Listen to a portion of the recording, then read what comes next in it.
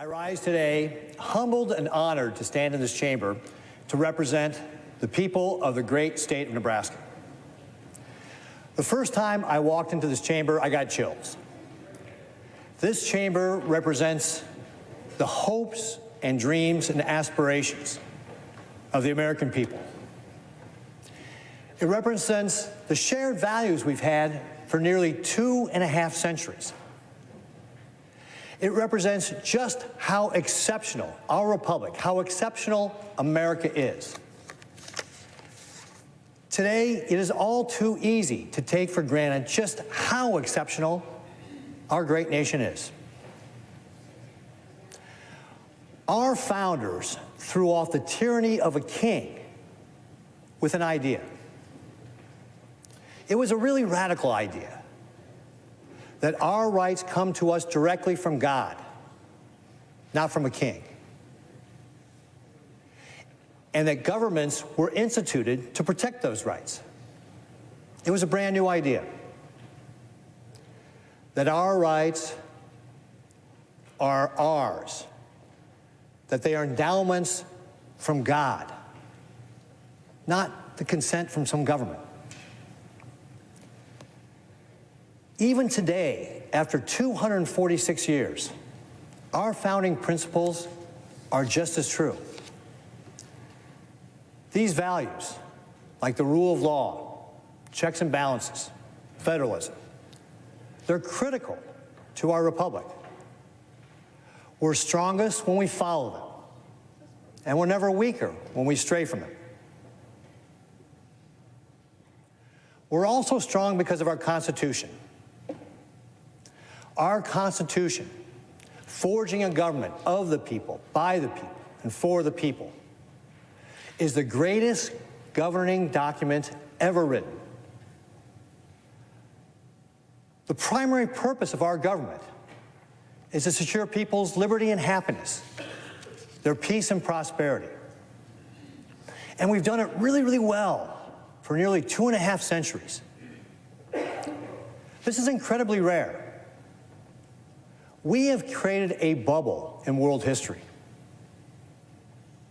For most of human history, people have worried that somebody bigger than them would come and take their stuff, or that a foreign army would rampage across the landscape, burning down everything. Not here in America. Another advantage of our system is that it unleashes the power of the individual's unbounded potential. In America, it doesn't matter where you start. With enough grit and hard work, you can go anywhere. That's why the world wants to come here. That's why they send their best and brightest students to study and train here.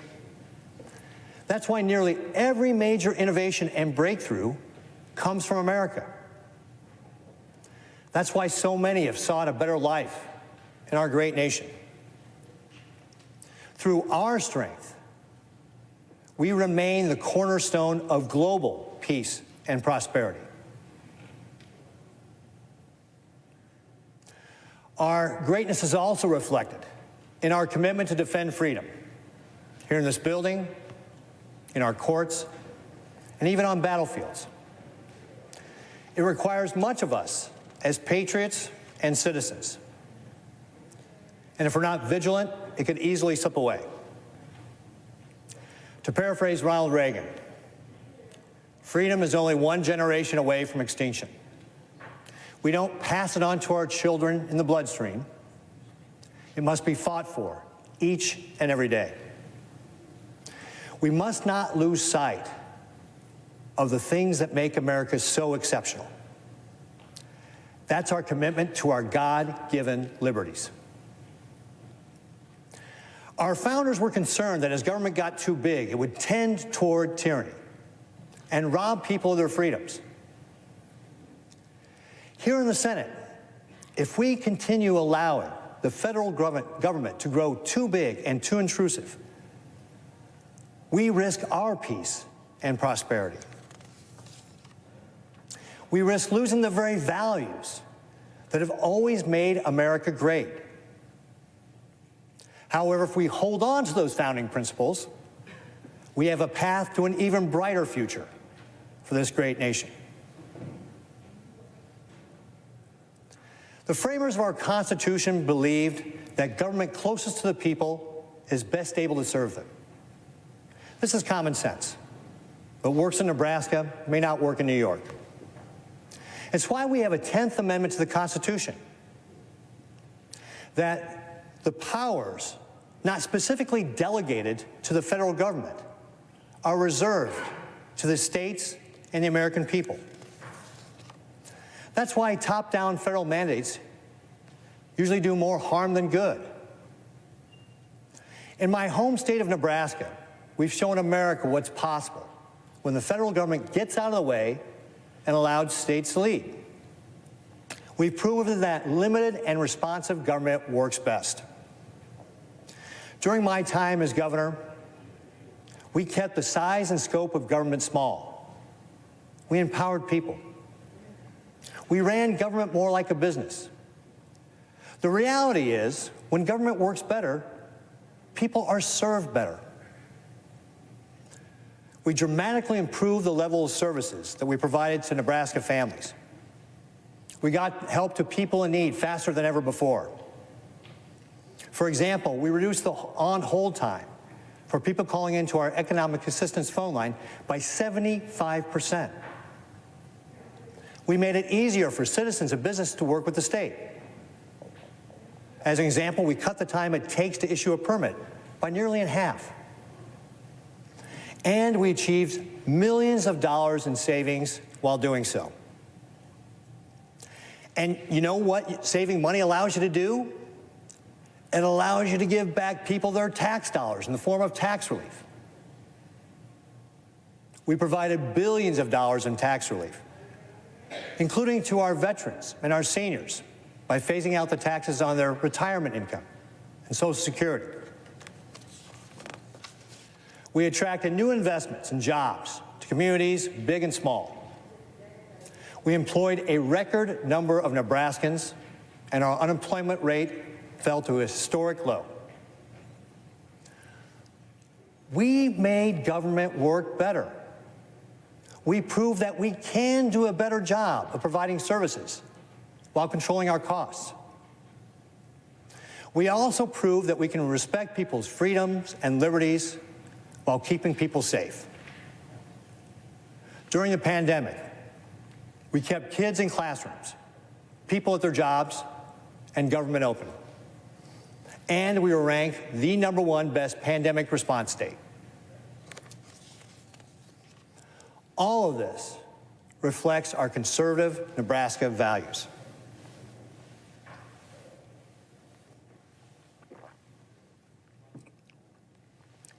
In Nebraska, we respect people's freedom. We value strong communities, family, and faith. We honor our law enforcement and our military. We expect a limited, accountable government. We believe in personal accountability and responsibility and the incredible potential of the individual. Nebraska is what America is supposed to be. But nationally, we've strayed from these values. Too many take our freedom for granted. Too many focus not on what is good, but on their grievances. Too often we hear resentment rather than reverence for the very principles that made this a great nation. Too many have forgotten the old adage that a government big enough to give you everything you want is strong enough to take everything you have. Massive and reckless spending to fund big government programs has seriously weakened our economy. Families and businesses are struggling under the burden of high taxes, high inflation, and rising interest rates. And a wave of job-killing regulations from Washington is harming American agriculture and industry. At the same time, the federal government is failing in many of its most basic responsibilities, like keeping us safe.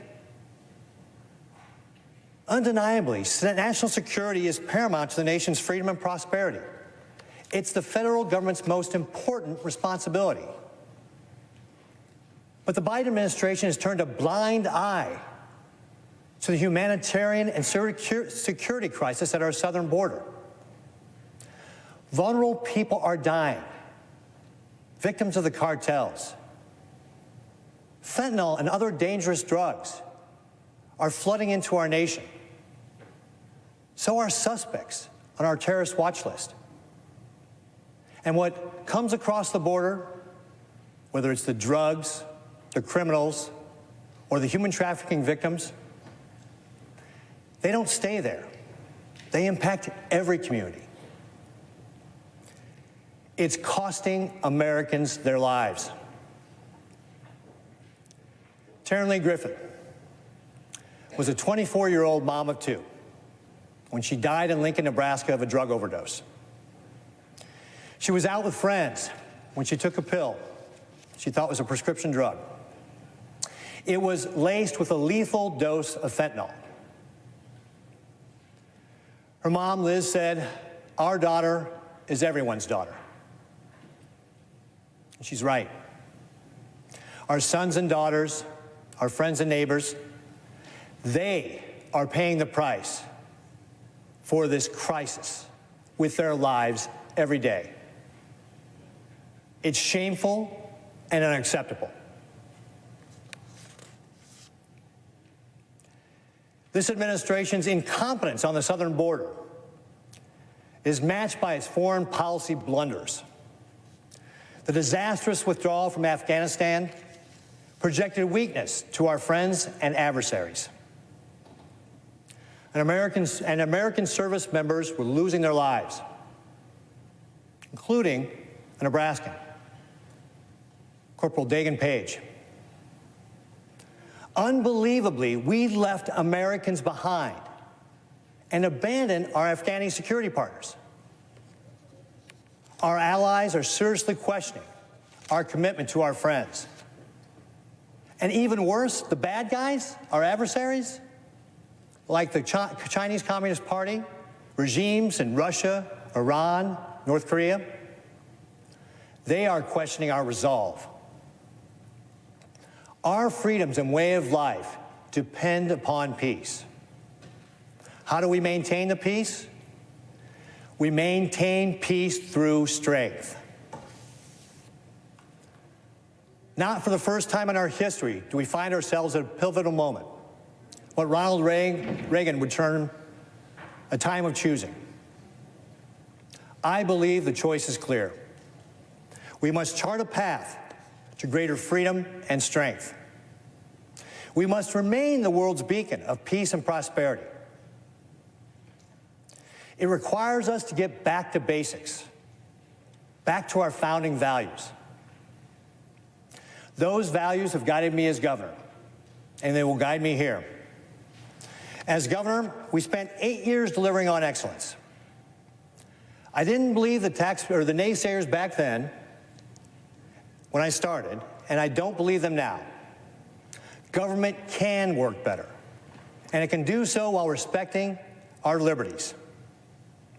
That's the goal I will work toward each and every day. I will strive to make the federal government work for the people of this country. I will reject every effort to restrict our liberties and undermine our values. I will work to restore transparency and faith in the federal government, and I will work to control spending, curb unnecessary regulation, and limit the size and scope of government. I will work to secure our borders and provide the resources to defend ourselves against our enemies. I will work to assure that we have a well-trained, well-led, and well-equipped military to defend us. I will hold this administration and future administrations accountable to the people of Nebraska. And I will always fight for the best interests and freedoms of the Nebraskans I serve. In spite of the challenges, I believe there has never been a better time to be an American. However, many don't feel this way. We must make the American dream real for them. Throughout history, we have risen to meet every challenge. With our founding values as our guide, we will again rise to meet the challenge of this moment. My experience in the Senate so far has reaffirmed my faith that we have more in common than divides us. With that joy and faith in our nation, I ask God to continue to bless the great state of Nebraska and the United States of America. Madam President, I yield back.